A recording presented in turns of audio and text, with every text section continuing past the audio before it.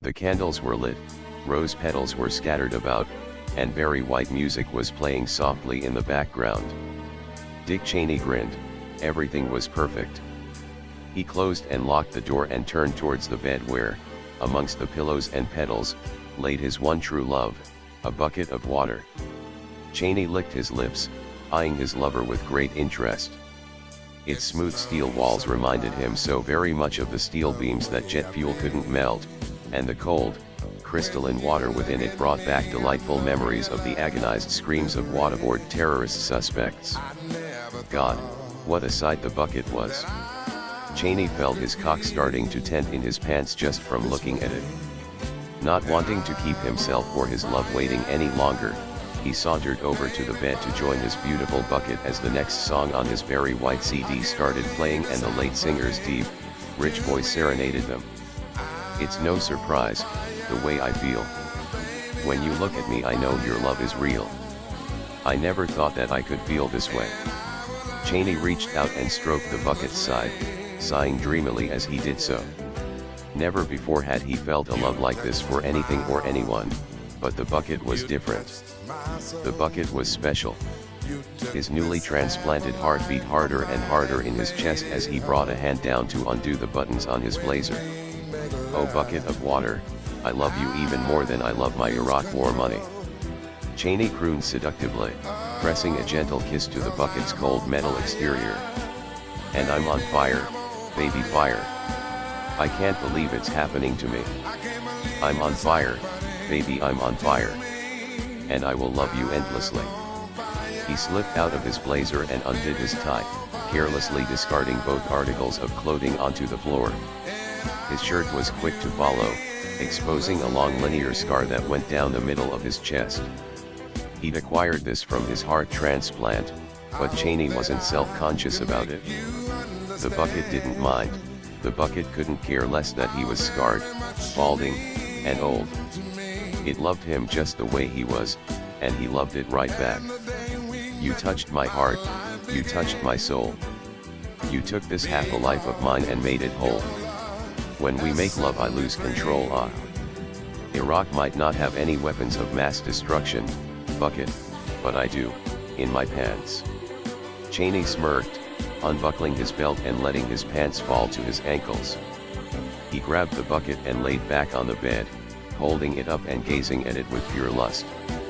Take my cock, bucket, he whispered breathily. Choke on it like Bush choked on that pretzel. He lowered the bucket until its exterior brushed against his cock, shivering slightly as the frigid metal touched his skin. Oh, bucket, he moaned. 'Cause I'm on fire, baby I'm on fire. I can't believe it's happening to me. I'm on fire, baby I'm on fire. And I will love you endlessly. Cheney bucked his hips and rutted against the bucket, rubbing his hard cock against its sleek walls and making the water inside slosh and ripple.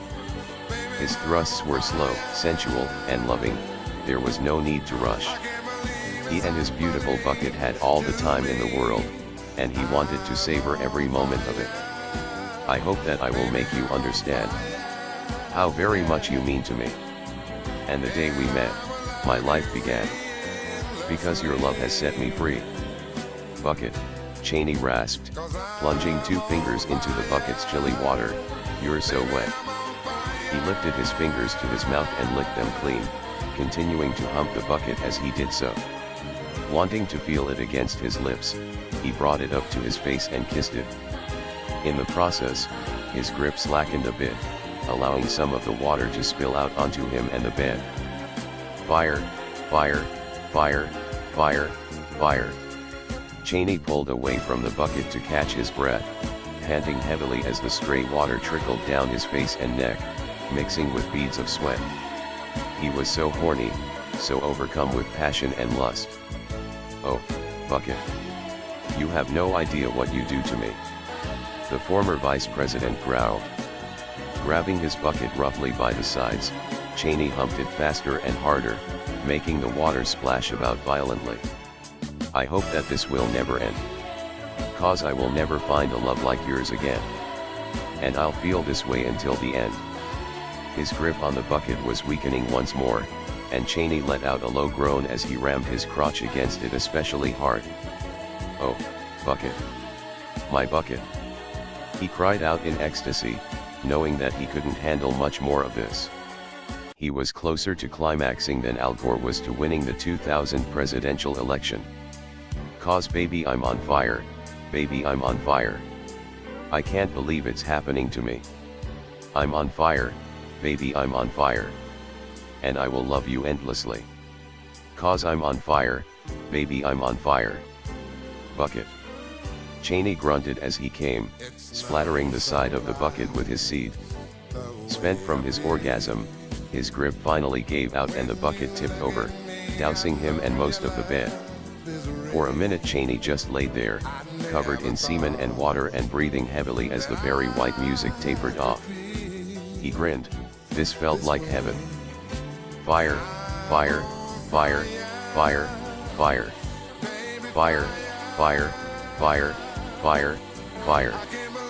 Fire, fire, fire, fire, fire. "Oh, my sweet bucket," he murmured, rolling over to face his now empty lover. He caressed its rim, looking on with approval as his seed and a few remaining droplets of water mixed and dribbled down its side. "That was wonderful. You're wonderful." He kissed the bucket one last, tender time and wound his arms around it, pulling it close as he snuggled up into the damp sheets and soggy pillows. Cheney sure did love his alone time with his bucket, but unbeknownst to him, he hadn't exactly been alone that evening. Outside of the window, there was a bush, and out of the bush popped a bush. A George W. Bush, to be exact. After glancing around to make sure nobody was there to see him, Bush emerged from the shrub with his slacks around his knees and his cock in his hand. He hastily pulled his pants up and tucked his cock away before reaching down to wipe a semen-stained hand against his lip. As he walked away from the window, Bush couldn't help but shake his head at what he'd just witnessed. "I knew he liked waterboarding, but waterbedding? Jesus Christ," he muttered to himself. He'd always thought that Cheney might have some weird kinks, but he never expected anything this bizarre. Oh well. To each their own, I guess. With that, Bush set off for home, where he knew a very sexy Segway was waiting for him. The end.